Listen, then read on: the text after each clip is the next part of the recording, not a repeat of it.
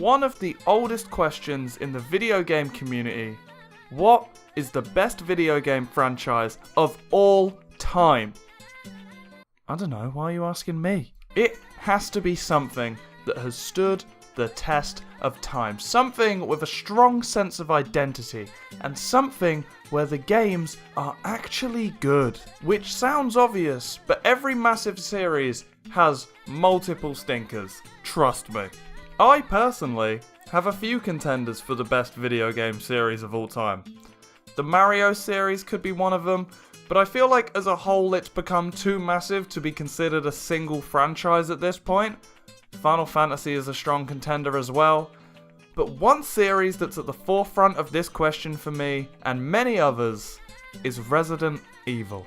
I have been a fan of Resident Evil since I was admittedly way too young to be playing these games, which is weird because throughout my entire life, horror is not a genre I get on with. Horror movies, I don't get on with them. I find them too scary or tense to be enjoyable. Not all of them are scary. Some of them I find funny. It's just the idea of something being scary just doesn't make an enjoyable viewing experience for me. Horror games make me shit myself, and I will admit I'm often too scared to have a good time with them. It's just the genre in general that I don't really get on with. Some games and movies that I don't find scary, I still struggle with. I just have a problem with horror overall. And this is where a little genre, one of my personal favourites, comes in to save the day. Survival horror. And this is the horror for me. As much as there are scares, the main focus is on resource management and making your ammo and healing items as effective as possible so you can survive as long as possible. There could be scary things going on, but if you let me count bullets and rearrange them in a nice little box, all of a sudden I'm not scared or tense anymore. And when it comes to the survival horror genre, Resident Evil stands as the undisputed champ. Your mama's heard of it, your nana's heard of it, your dog has heard of it, I love it, and you love it. It's Resident Evil. But maybe this series isn't as much as a smooth ride as I'm making it out to be. This series varies wildly. Some of its games are very different to the others. Each game in this series falls into different areas of what I call the horror action spectrum. Some of the games are slower with a more scary approach, where the others are a bit more shooty shooty bang bang, kill, kill, ah! But all of these games have one thing in common. The gameplay is so tight. So let's talk about every numbered Resident Evil game and their remakes and put them on this horror action scale, and even give you some recommendations of where to start if you're a new player in this series. This is why Resident Evil is the best thing ever. Resident Evil. Resident Evil 1 is such a great way to start the series. This game is as classic as it can get. You can choose from two characters, Chris or Jill, and each of them are tasked with surviving their routes through the spooky Spencer Mansion. Everything in this game is layered with spooky, scary horrorness. Horrorness? Which is good, because later on you are going to notice that this series doesn't always respect its scary roots. And hey, would you look at that? There is an evil residence. The name actually makes sense. This game features fixed camera angles and tank controls, which is perfect for this type of game. You only get to see what the game wants you to see, which creates a perfectly tailored horror experience. This game has not aged perfectly, and it suffers from a particularly terrible case of bad voice acting, which, to be fair to Capcom, since this, Resident Evil voice acting has always been a little bit cheesy, so here's a gold star for sticking to your roots. I would definitely recommend picking Jill's campaign over Chris's, purely for this line alone. Oh, Barry! That was too close. You were almost a Jill sandwich. You're right. Delivered to perfection, just like a freshly made Jill sandwich. Aside from some wonky voiceover though, this game is airtight.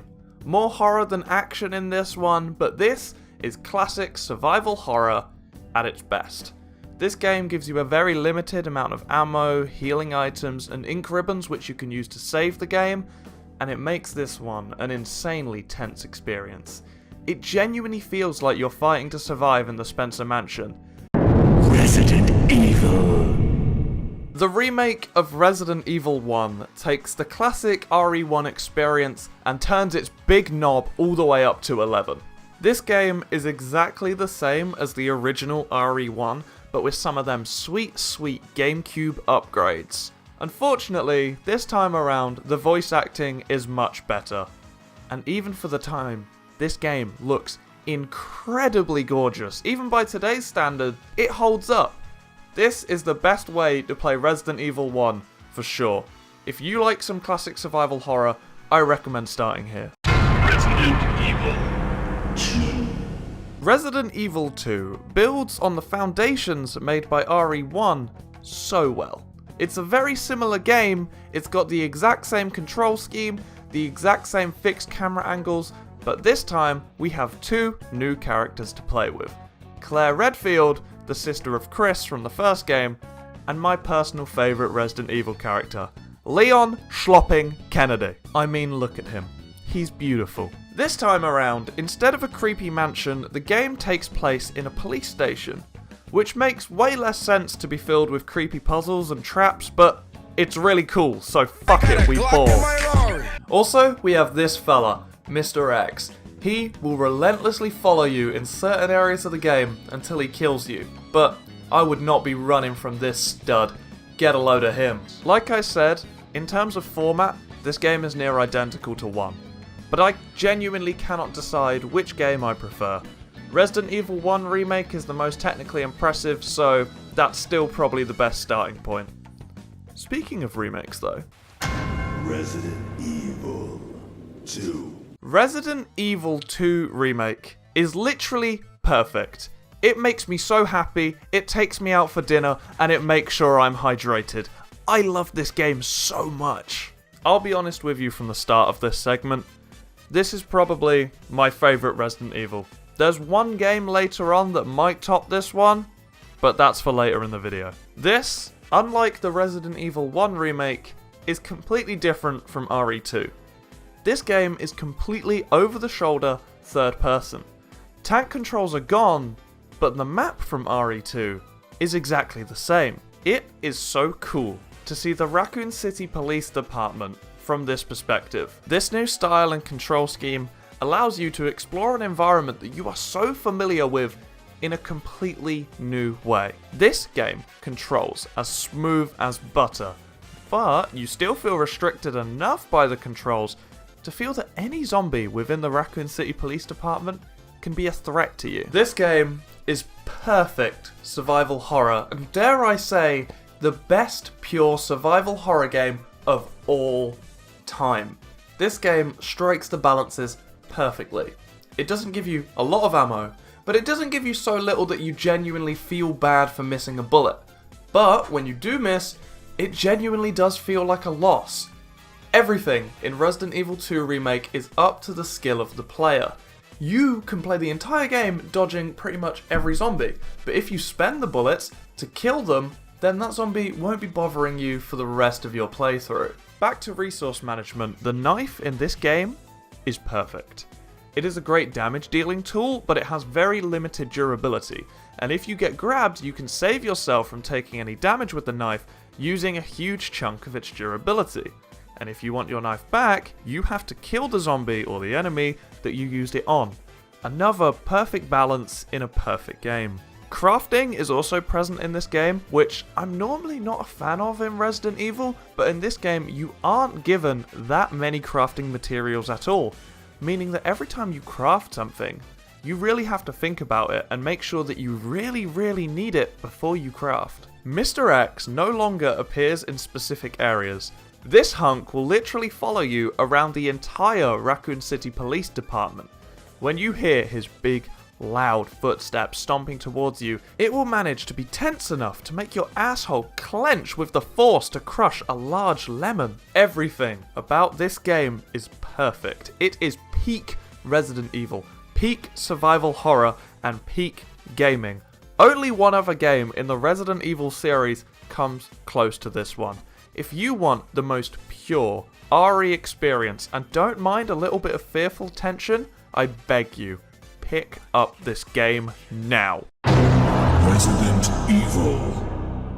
Jill Valentine is back for her second adventure, and they've begun to try to make her sexy, which I hate. Where's her little hat? I love her little hat! Hat grievances aside, this game plays just like the other classic RE games with the fixed camera angles and the tank controls, but let's move that slider a little more towards the action end of the spectrum, because this game is definitely a lot more Michael Bay than the other two games from the original trilogy. The plot of this game sees Jill run from Nemesis, who is a big hulking monster of sexy death looking to murder all the former members of STARS, who are the team from the first game. And Nemesis is the main reason that this game is more action-based than its predecessors. Every opportunity that this little cutie gets, he will come crashing through a wall or a window to pick a fight with Jill. The survival horror element is definitely still here. This is clearly a Resident Evil game, through and through. It just happens to be a bit more bombastic, making it the clear black sheep of the original trilogy. Some people prefer this game, but I personally prefer the original too. Resident Evil. Resident Evil 3 Remake is the newest remake in the series at the time of recording, and my god, did this game disappoint. By no means at all is this a bad game, it just didn't live up to the high standards set by the two remakes before it, albeit those two remakes are incredible video games. This game takes the action to another level over the original RE3. However, with this game, it's a lot of style over substance. It feels like a lot of this action is set pieces that the player might not even fully be in control of, rather than RE2, for example, which, when it does ramp up the action, still feels like you're in danger and Leon or Claire's fate is completely in your hands. RE2 Remake feels like a video game, whereas this sometimes, it feels more like a movie. It feels like Jill's going through the motions and you're just along for the ride. And beyond that, entire areas of the original game were cut from the remake, like the clock tower and the graveyard. It just baffles me. If you're gonna remake a game, especially if you already have two stellar remakes so far, why not just go all out on it? It's a bit lazy from Capcom. This one is just alright. I would consider Code Veronica a mainline game and thus include it in this video, but since Capcom pretends it doesn't exist, I'm gonna do the same. Resident Evil 4. This game fucking rocks, and I love everything about it. Leon Schlopping Kennedy is back, and he is on his own solo adventure this time. After surviving the events of Resident Evil 2, Leon, who at the time of Resident Evil 2 was a cop on his first day, has somehow been promoted from a cop with 0 days of experience to a government agent tasked with saving the president's daughter from an evil cult on his own. They really sent one man with 10 bullets and a dream. I don't know how he managed to get the job, but he must have had a cracking CV. Resident Evil plots have always been silly, and obviously none of them have a deep narrative, but goddamn, this game's plot is especially wild, and I love it. This game is by no means a horror game. It is an out-and-out action game. It has some of the survival horror elements you've come to expect. It's got the limited ammo and stuff, but this game is by no means scary at all.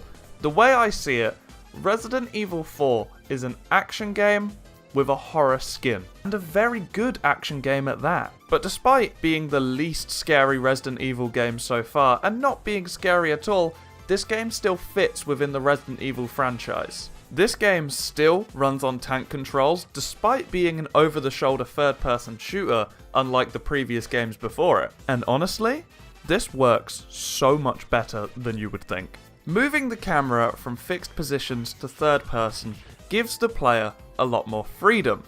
And if you had fluid movement like in Resident Evil 2 Remake, it makes it very easy being able to move the camera where you like and the character where you like to explore absolutely everything. But Resident Evil 4 having a completely free camera but a restricted character movement system create perfect tension.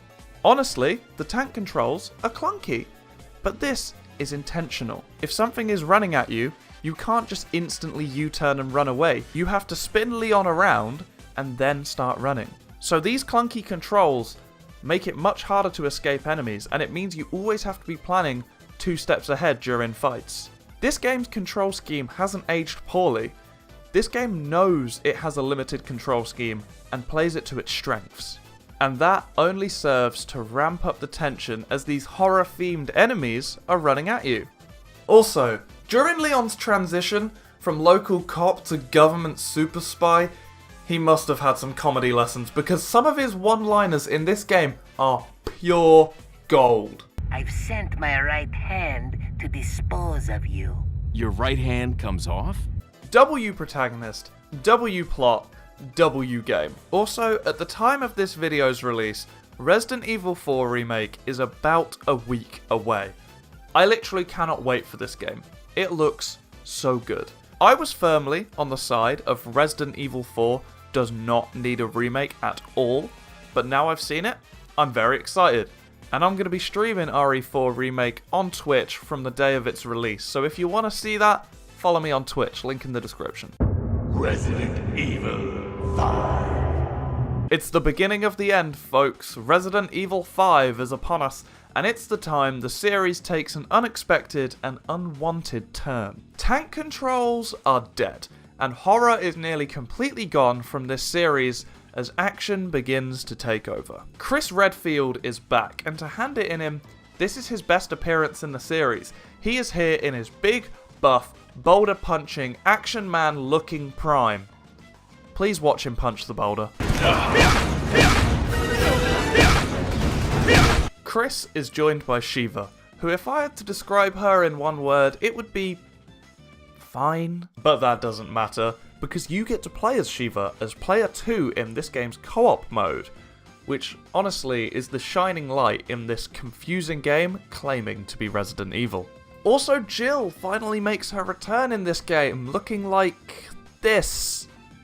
I hate this. Now I hope Capcom have had a long, hard think about their attempted sexification of Jill Valentine, because I hate it. I just want her little hat back. There really isn't much to say about this game. This game is a far cry from Resident Evil with nearly no horror and too many explosions, but it's still actually a decent action game with a great co-op. Resident Evil 6. Here it is, the dark horse of the series. The time Resident Evil got lost in the supermarket and shat itself. This game can go all the way on the left of the action horror scale. There is no horror whatsoever. There's so much to say about this game, but most of it has been said already. This game was certainly ambitious, but it just completely lacks that Resident Evil identity. This game has 4 main campaigns, which sounds good in theory, but I'd rather have one solid, well-polished story over the 4 half-baked chunks of meat we were left with in this game. This is fucking raw! And to quickly put it in perspective for you, how over the top the action is, here's one of the small explosions. This game just doesn't know what it wants to be. Too much action, not enough horror, not enough tension. Survival horror is dead. There's too much crammed into one game. All wrapped up in one confused package that came with a jacket in the collector's edition. They didn't even do the jacket right. Avoid this one. Resident Evil 7. Lycans and gentlemen, welcome to the modern era.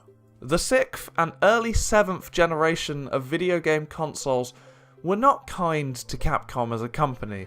All of their series seemed to have this steep decline in quality, and no franchise had a more prevalent fall than Resident Evil. So it seems only fitting that this series had to be the one to bring Capcom back to life. Resident Evil 7 Biohazard. With this game, the series came back to its roots. The game finally features some evil residents. Resident Evil has finally returned to making survival horror, but that doesn't mean that this game isn't fresh. The camera has been switched for a 3rd time.